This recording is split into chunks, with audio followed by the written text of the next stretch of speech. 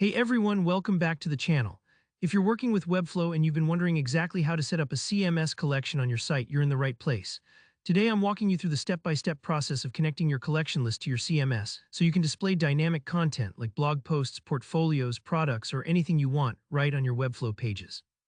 By the end of this video, you'll know how to set up and display images pulled directly from your CMS collection, which is super powerful for any dynamic site. So let's jump right in. First, let's get started inside the Webflow Designer. Head over to the Elements panel. This is where you find all the core building blocks for your site.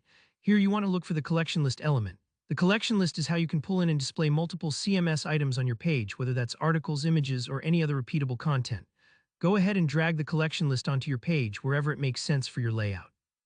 Now, immediately after you drop in your collection list, you'll notice a wrapper around it called the collection list wrapper. This is kind of like the container that holds all your dynamic items. Here's a key step. You'll see a little gear icon when you select this wrapper. Click that gear icon. Think of it as opening up the settings for this element.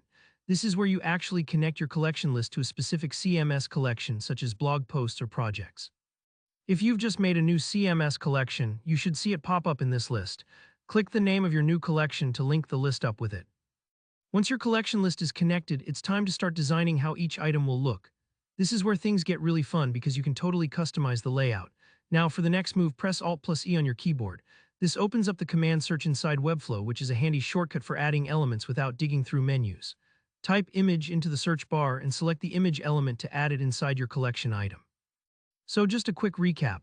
You're putting an image module inside each item of your collection list, so every CMS entry can show its own picture.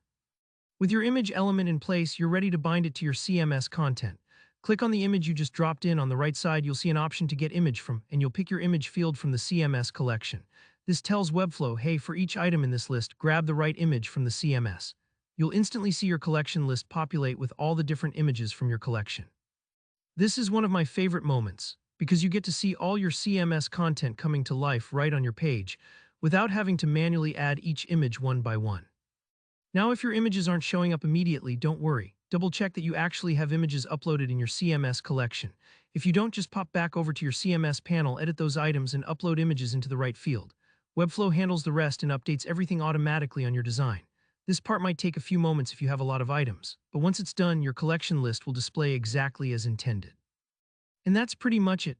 In just a handful of steps, you set up a CMS collection in Webflow and created a dynamic, repeatable image gallery, or whatever content you've chosen powered by your CMS. If you found this tutorial helpful, make sure to hit that like button. If you've got any questions about CMS collections or there are other Webflow tricks you want to learn, leave a comment below. I'm always happy to help out.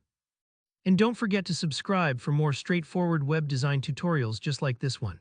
Thanks for watching, and I'll see you in the next video.